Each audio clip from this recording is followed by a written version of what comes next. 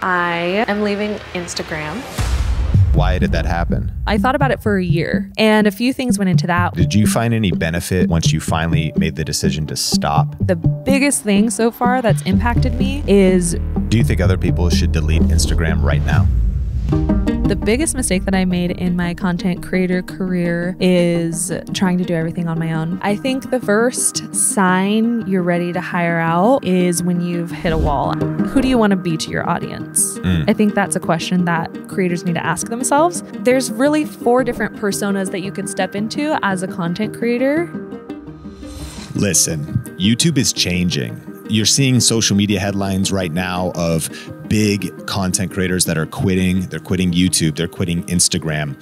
So what's really working right now, and what are the future trends on YouTube in 2024 so that you can adapt and pivot your brand to have maximum influence, income, and ultimately make a greater impact? Well, today on the Think Media podcast, we have Modern Millie back. Now, if you're just meeting her, she teaches content creation across YouTube and TikTok specifically, latest trends, tools, all of that stuff. 425,000 subscribers on YouTube. And we're here at Social Media Marketing World this year, chopping it up, getting ready for crushing on YouTube going forward. Modern Millie, welcome back to the show. Thank you so much for having me. 3rd year in a row.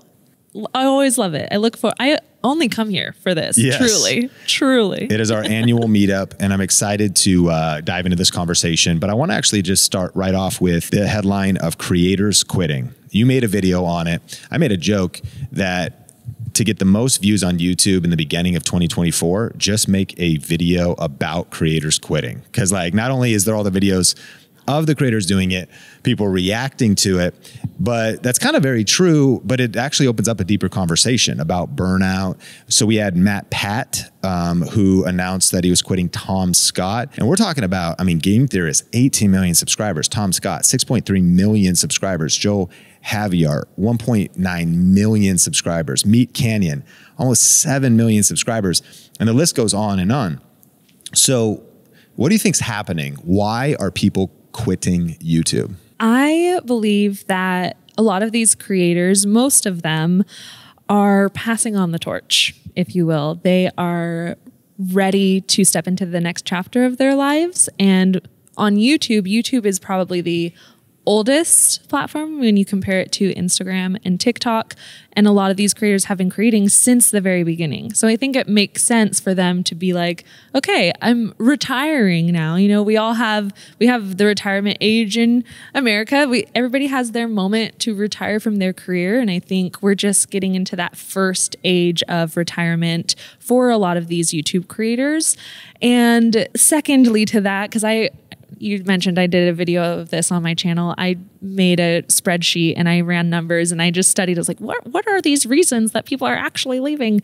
And another reason was also burnout, just taking back how frequently they're posting and just not posting as much because it's a lot to keep up with social media. And so I think those are really the reasons that people are retiring, taking a step back and quitting. That's interesting. And what do you think the lessons are from this, from your observation for those that are actively wanting to create content right now? I think one thing that hasn't really been said is for everybody that may be catastrophized. It's like, wait, why is everybody quitting? Well, one, that's an exaggeration. Everybody, there's millions of creators and like maybe 20 or 30, of course they're prominent, are quitting. But whenever I think that too, it's like, man, that could be an opportunity. Like it's opening up space for the new wave, the next generation. Totally. But what are the lessons? Because I mean, we have even done past episodes on burnout. If you're listening to this right now, what are just some maybe questions you could ask yourself in terms of your routine, your pace, to maybe look ahead a few years and to avoid potential pain or burnout? Yeah, I think the first most important question to ask yourself is, the current schedule that you have for yourself right now as a creator, is that something that you can realistically keep up with for the next 5 years?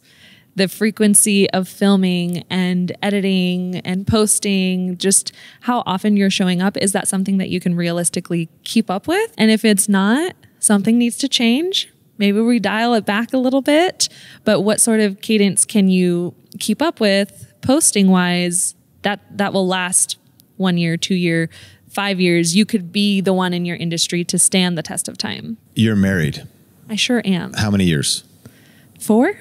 What do you think the pressures are on a relationship that you've experienced being, you're the face, you're the content creator, you guys do collab and work together, but what are the untold pressures that couples face in a career like yours? That's a good question. Untold pressures that we face. I think it's going to look a little bit different for every couple depending on like where each person is at in their career. I think a pressure for me is, and this is one that I give to myself, it's just in my head, is guilt for creating. Like sometimes I'll be filming and I'm like, should I be spending time with my husband? Because like I work from home and he works from home.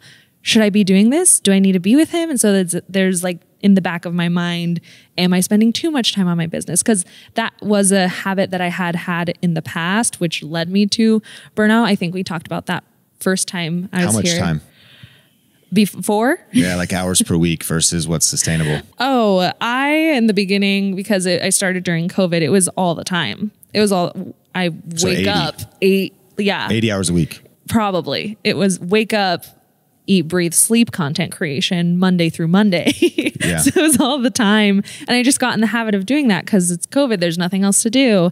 So now I just have to set better boundaries for myself. And I've gotten really great at that. Now in the mornings, I'm working 8 a.m. sometimes or 10 a.m. to 2 p.m. 2 p.m. is a hard cutoff.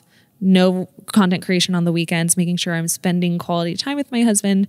And I think what helps is like, he's not part of my content. He's not part of my business. A lot of people are couples that create together. And so they're in business together and they're living together, building a relationship. I think it helps that I have a business that's separate from my relationship because I'm able to kind of step into the business when it's time and then leave my office and really spend quality time with John. You guys ever fight? Never. Okay. You've never fought? Listen, I'm not going to say no, but like our fighting is not traditional. When we first got together, we actually went to couples counseling. And so we learned how to argue and how to behave during an argument and when there's a disagreement. So when we fight, it's not like this big blown out fight. We've gone through lessons and trainings together to know how to communicate to, okay, I'm going to listen to what he's experiencing. Let me step into his world. When he's ready and he feels like I fully understand where he's coming from, we switch. Let me talk, explain what's going on in my world, and then we come to an agreement. So we do have arguments and we do fight occasionally, but like it's not a fight. It's like, okay, we're going to figure this ish out. And is it about other stuff, or have you found that the business that you're running, has that ever created conflict? A little bit of both. What's happening? Of course, it could be about meeting up with the family or in-laws or something and stuff like that. But it's just as far as maybe pressures from content creation or not. A little bit of both about the business. Sometimes it'll be more of like a financial decision of like, should we hire this person? Let's talk about that. But there hasn't really been anything for me that has come up. I can't speak for him of like, okay, actually there was this one time that we had to have this conversation, but I don't want to speak for him. Quality versus quantity. YouTube is changing. You are focusing more on quality, you were telling me. What do you think, though, for maybe the seasons of content creation and what you would give advice to maybe someone just starting out? You're established in your career, so you're at a different stage. Or, I mean, which is it? Is it quality or is it quantity? Yeah, this is a fun question. Quality or quantity? The answer will change depending on, like you said, where you're at in your career as a content creator. In the beginning, for me, it was quantity. There was a hustle phase, and I'm grateful for my hustle phase.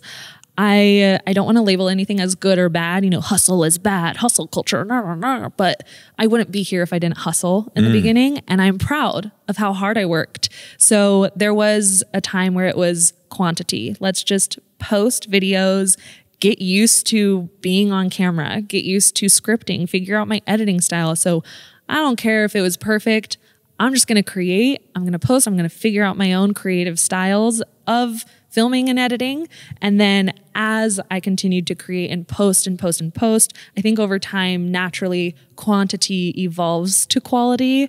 And when you figure out what you really love to do, like where I'm at in my season, I really love just like, okay, let's slow down. Let's focus one video at a time. And how can we make this video the best video quality wise? So what is your ideal schedule now for posting? I post loosely once a week on YouTube. And by loosely, I mean, ideally in a perfect world, I post once a week. But this next upcoming Wednesday, I don't have anything scheduled and I'm not stressed about it. Or I'm trying not to be stressed about it. I'm trying to let go of that pressure that I put on myself. Like, no, you have to post or else, blah, blah, blah. I'm like, okay, it's okay. We don't have a video for next week, but that's because we're taking time with the next video. And that video is going to be really good. And just trying to find peace with that and being okay with that. That's a big nugget right there. Cause I think sometimes we become in a way almost like overly committed to our schedule, meaning we just force it. Cause I have to upload every Thursday and I will upload every Thursday.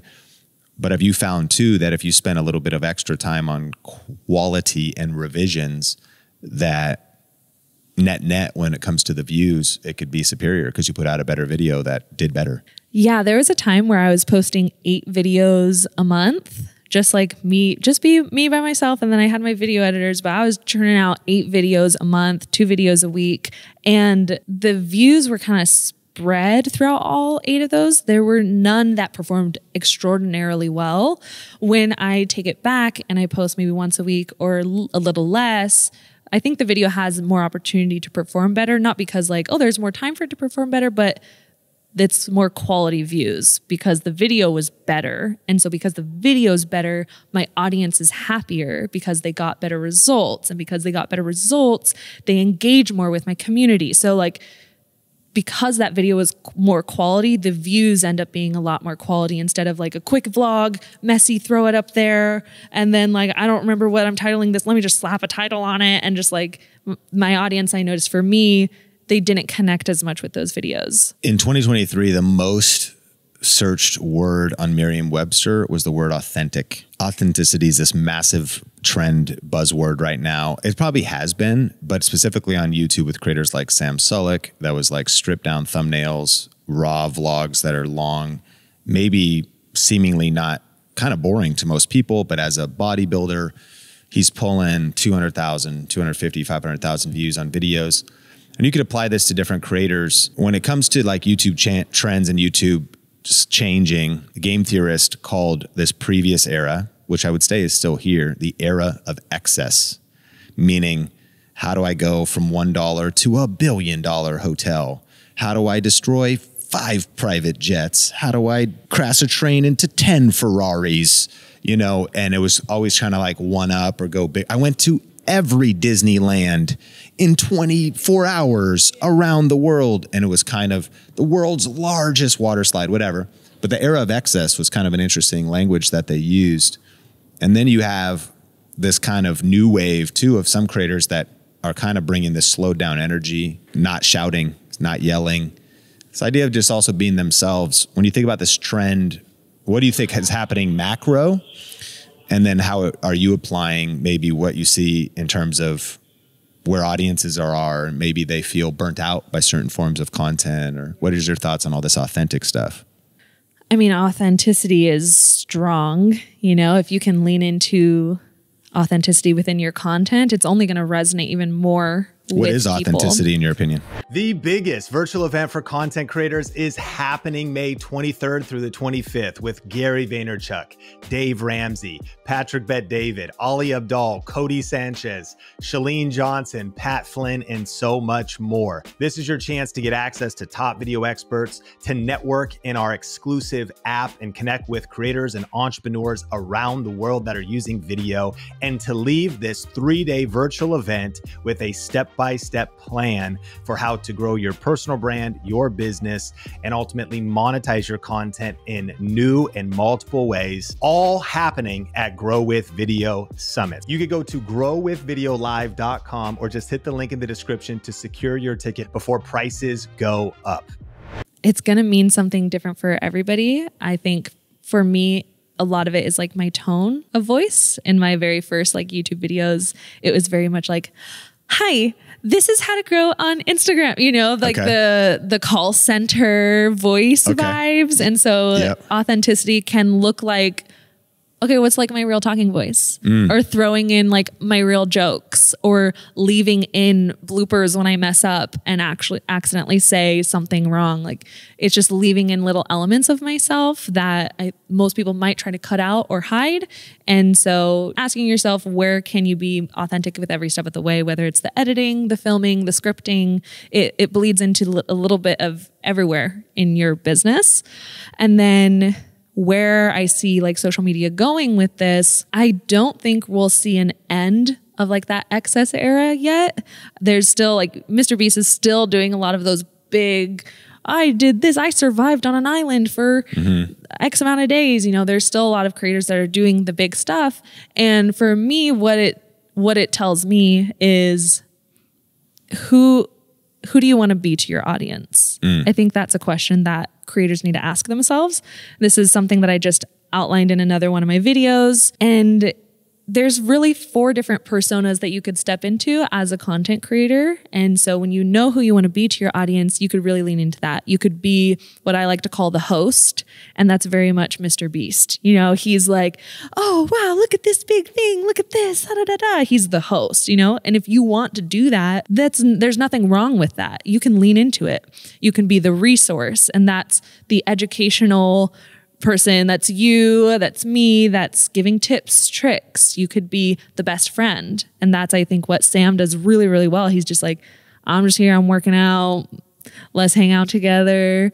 And then you could also be the role model. And that's like, now look at this cool life, you know, like look at what I could do. Or like, I trained for a Iron Man and look at these results that we got. Like you can do it too. So I think those are the 4 personas that somebody could step into. I don't think there's a right or wrong. It's just, who do you want to be online, and become that with your content? Who do you want to be online? And if you listen to the Think Media podcast on YouTube where you're able to comment, I would love to hear which of the 4 personas do you think already fits your content, or do you want to be? Break them down again. You have the host, the resource, the best friend, and the role model. Which one are you? Which one do you want to be? What a great framework.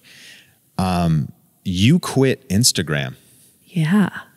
What does that mean? I mean, you didn't delete your account. Right.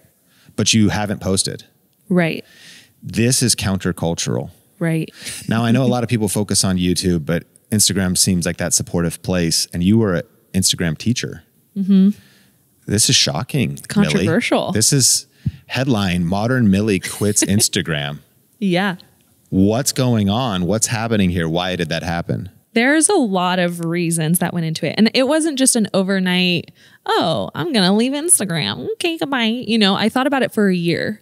It was, so just this past December, that's when I announced like, okay, I'm leaving, taking an extended break. I don't know for how long. I don't have plans to return yet. I could see myself returning, but I'm not going to think about it. I thought about it for a year. So December 2022, no, it was October 2022 when I was like, should I leave Instagram? And I wanted to chew on it. So I chewed on it for quite some time. And a few things went into that. One, my brand and my business goals, I want to teach content creators everything.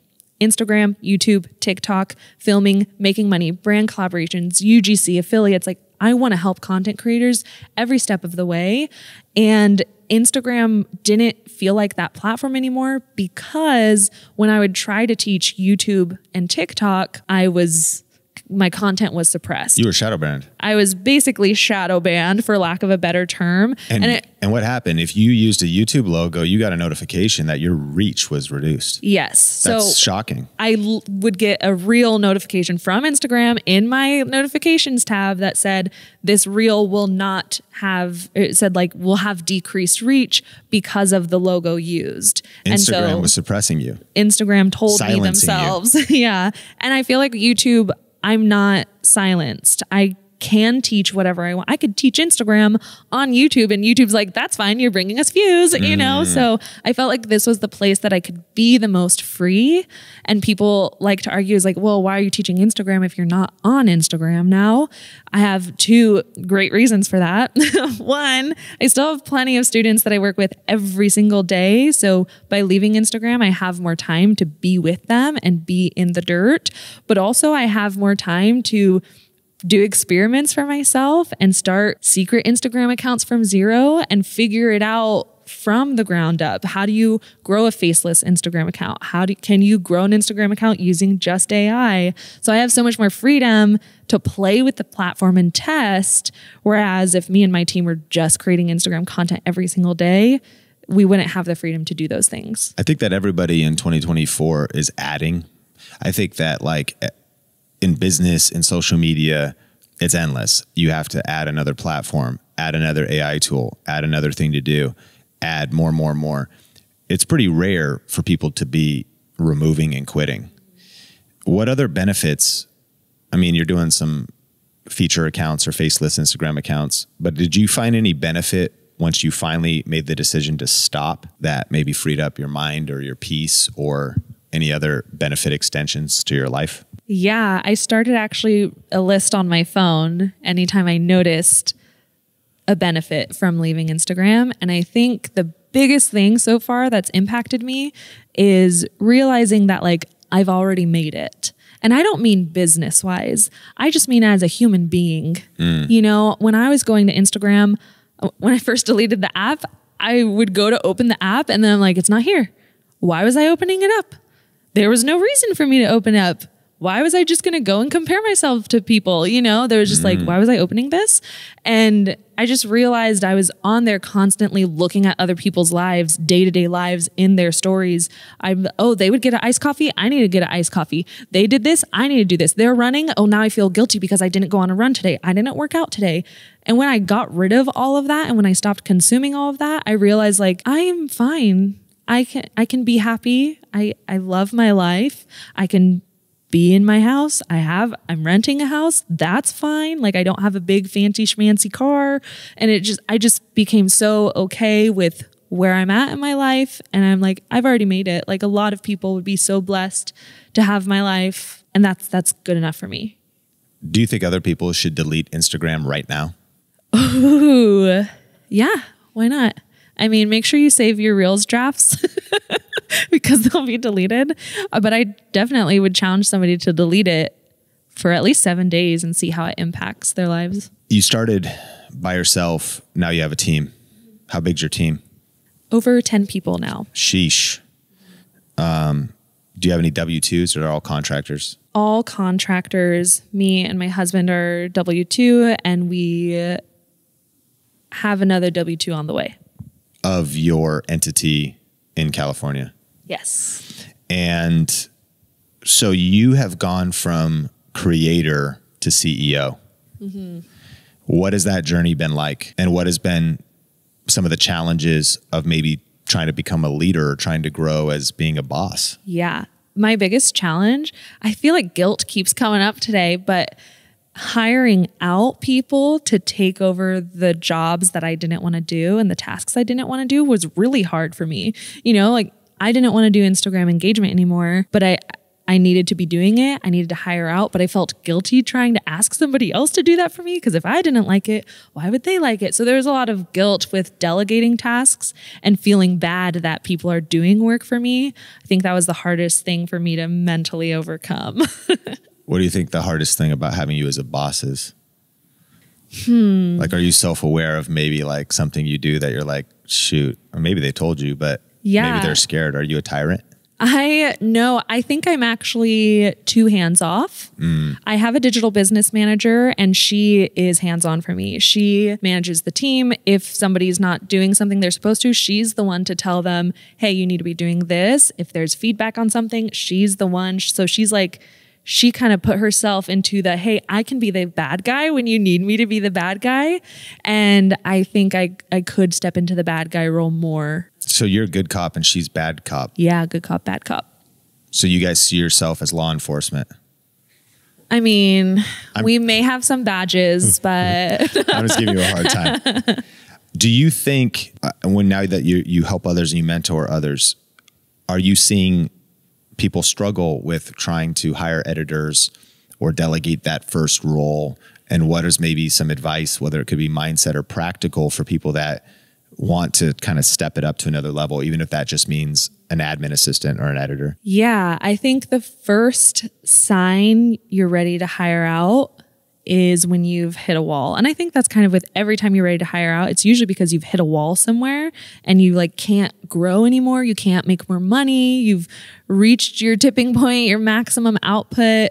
And then I would evaluate what your week looks like, your day-to-day looks like, analyze what sort of tasks you're spending the most time on, and if you should be spending your time there. I like to focus on like my areas of expertise. I think we kind of talked about like, what's it been like transitioning from like, creator to CEO? One of my team members had to tell me, she's like, Millie, would a CEO do that? Like, would the CEO be replying to emails every day? Like, what would the CEO do? And so that's helped me a lot with analyzing, okay, am I spending my time where I need to be spending my time? No, I need to be in my courses. I need to be updating my courses. I'm the only one that could do that. I'm the only one that could film YouTube videos. And everything else that I don't need to do hands-on can be delegated. You've been transforming from Modern Millie to Future Millie. Obviously, yeah. Truth be told, do you believe people listening to this, one of the biggest things we have is a lack of self-belief and we have self-doubt. How much have you transformed as a person, as a human, your heart, your skills, your tactics, and what words would you say for people's belief that they can become the next version of themselves, from the today version to the future version? I have definitely evolved a lot and changed a lot. I mean, from Modern Millie to Future Millie, it's crazy. That was my idea, by the way. It was my joke and idea that I wove perfectly into this podcast. But anyways, you're still Modern Millie, but I am Modern the future Millie. version, the CEO version of yourself. So anyways, transformation and the fact that it's possible for people, but sometimes we have a lack of self-belief. Yes. I did not really have any self-belief in the beginning. And I unintentionally followed advice from a book called The Alter Ego Effect. I don't even know if that book existed when I started this. Yes. Yeah. Yes, I believe so. But I created an alter ego. Oh, you followed the advice, but you didn't even read the book. I didn't read the book. But you found out about it later. I found out about it later. Gotcha. Yeah. So there's like this advice of to create an alter ego for yourself. If you're having trouble being consistent or showing up in a specific way, create an alter ego for yourself and then step into that alter ego when you're ready. What would the alter ego do? Yeah. What would that ideal version of yourself be doing? Yes. And then step into those shoes. Yes. Or heels in this case for you here at Social Media Marketing World. But back to you. This is 12 years ago, I created Millie as a persona. Believe it or not, Millie's not my real name. Millie's the persona that I was like, I want somebody that's like confident in who she is and free to speak her mind. And yeah, just confident, free to speak my mind, speak up and stand up for myself. And so I made up Millie. I stepped into that. And anytime I was struggling, I was like, well, what would Millie do? And I just like, it's not really me, it's Millie that's doing it. Yeah. And that helped me show up and have more confidence in what I thought was a different person. You know, I thought it was a persona, but over time it was like, no, this is confidence in myself. Yeah. Yeah. And it really is like becoming the real you. Yeah. I think people might struggle with it. Like they think it's fake. It's like, well, no, I mean, is the next level of your life fake? No, it's the next level of your life. It's that, I mean, I believe that it's like chipping away a statue where you're actually removing parts to reveal what's actually there.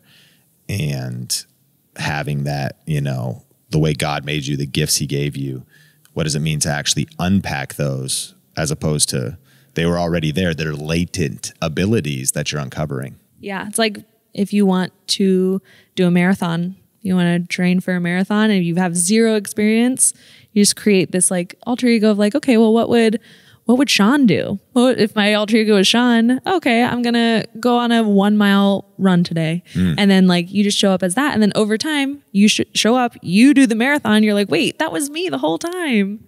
That's why you stopped Instagram, because you saw me running. I was flexing my runs. I was so jealous. I was like, are you kidding me? This guy. Oh man. I fell off But Mark on our team is in Miami and he's super into running. So he just challenged me. He's like, hey, how many miles can we commit to this year? And we agreed on 500. So that's about 10 a week with 2 weeks off. And I love a challenge though. Somebody, you know, and then especially if it's a team member, because I'm like, hey, maybe this will lift the level for just everybody. Like, yeah, I mean, bro, I can find a way to do that. Even though I have a 3-year-old and a 1-year-old and you don't, Mark, I'll put them I've got a Thule jogger. So bro, are you pushing 2 kids that you get bonus points for that? I should. I'll get stronger glutes too. Mark. Maybe I should have kids. Yeah, I mean, okay. So listen, as we land the plane, we're going to do our lightning round, but we'll do like a roll call of your stuff first. So we'll have a couple repeat after me questions. But for anybody that wants to follow you, check you out, what's happening, this is 2024, Future Millie, links in the show notes down below. We'll link up Todd Herman. It's a good book, Alter Ego Effect. Of course, any other books that we talk about in a second. As always, Think Media Podcast. But how can people connect with you, follow you? My main platform is YouTube. So go to Modern Millie or Millie Adrian. Both will pop up my YouTube channel. Have you ever shared your real name? Not in like an interview setting like this. I try to keep it private so people don't stalk me. So before we do that, that's actually like a great tip. Honestly, it's a question that a lot of people have. Some people are afraid of their name. Some people have W-2 jobs. I just did an interview with somebody that it wasn't like against his agreement, but it was kind of frowned upon. So he just created a different name and a different brand for his YouTube channel that he did for 3 years. He just retired his W-2 2 days ago, actually, but he created a different name. So you've obviously found that for someone listening to this that is maybe afraid of, or not even afraid, but being wise, that you can make a different brand or different name. Yes? Yes. I wanted to create something, my personal life be my personal life, and then my business be my business. And so Millie, your brand, so you just didn't put your first name out there anywhere? Yeah. But you put your last name out there? Yes, because I got married. Got you. So my maiden name, not public, real name, not really. I mean, people could easily find it, but I don't say it. Got you. Amazing. Well, I mean, that's a practical tip for those listening that I think they could do the same. Okay, let's just get married. Change your name. There's a practical tip. Just get married. Smash like if that was valuable. If you have not seen our free masterclass yet, you're going to love it. If you're serious about growing your YouTube channel, just go to thinkmasterclass.com for a 1-hour deep dive on-demand YouTube strategy class. So repeat after me. I'll say the sentence, but you'll say the sentence and then give your answer. My favorite tool for content creation right now is? My favorite tool for content creation right now is YouTube Studio. I just use YouTube Studio Analytics to study what content is performing well for me, where my audience currently is, what videos they're watching and videos they're being suggested. That's where I do a bulk of my content research. And YouTube Studio is on mobile and desktop. Do you use both? Yeah, I use both. I really like the mobile when you have, I'm pretty sure most people have this, mobile, swipe left because there's overview, but to the left of it is research. Research. I love that place. So fun. Nobody knows about that. Yeah, nobody knows about it. That's like a secret YouTube tool that nobody knows about. There you go. No secret anymore. The best way to grow your confidence is? Fake it. The best way to grow your confidence is to fake it till you make it. Create an alter ego for yourself and then show up like Clark Kent. The biggest mistake I've made in my content creator career is? The biggest mistake that I made in my content creator career is trying to do everything on my own. One tip I have for content creators that are in a relationship is? One tip that I have for content creators that are in a relationship is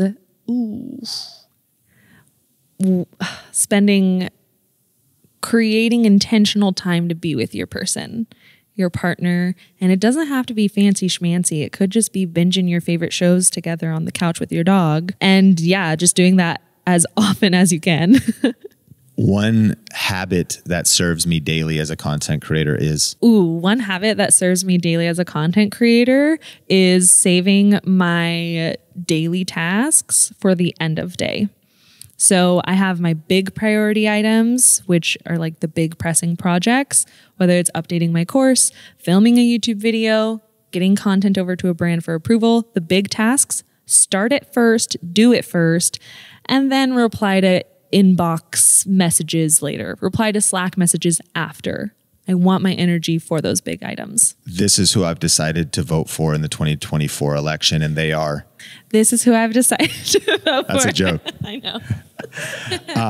I want to do the book one. Well, let's hit it this way, but I think there's more than one that I want to ask you about as we land the plane. But let's hit the repeat after me. One book every content creator should read is? One book every content creator should read is The Mountain Is You. And as we land the plane, you mentioned pre-show to me that you still read. Are you an audiobook person, a physical book person? All the above, audiobook, physical book, and Kindle. And so what are maybe, as a business owner, marketer, content creator, leader, kind of in those categories, has there been any books that have been profound for you? Profit First was really, really impactful for how we distributed our income. I think that's Michael Michalowicz. It's like Mike Michalowicz, I believe. Okay, Profit First. That one completely changed the game for how we're managing our finances, for sure. Give me one more. Self-development, maybe mindset. I mean, The Mountain Is You, but it's not a business-y book. Anybody could read it. It's called The Secrets to Unlocking the Stress Cycle, Burnout. It's a burnout book. Honestly, you could just read the first 10% and it's great. It's geared towards women, so the rest of the book is like more so for women. But the first chunk of that book was like, oh, this is why I'm stressed and burnt out all the time. And I feel like ever since I've read it, I've had much more of a grasp on managing my burnout. I wish I would have learned that earlier. Stress is a killer. Yeah. And if you ask me, do you have like a plan and routine and intentional things you do to deal with your stress? I'd be like, what do you mean? I thought stress was this is just life. I mean, isn't. And I've been, as I'm trying to get wiser, more thoughtful about active recovery, about trying to be aware of what levels. People use Oura rings. It tells you your level of stress throughout the day. Yeah, my sister and my dad have one. Are you going to get one? Probably. I'm easily influenced. Yeah. You're an influencer that's influenced. I get it. I see but you could see because you see if your stress is high, then you should be intentional about rest or active recovery. Well, we'll link up all those books. And Millie, I want to thank you so much for coming back on the show. Yeah. And Think Media Podcast, rate, share, review, wherever you listen. My name is Sean Cannell, your guide to building a profitable YouTube channel. And we can't wait to connect with you in a future episode.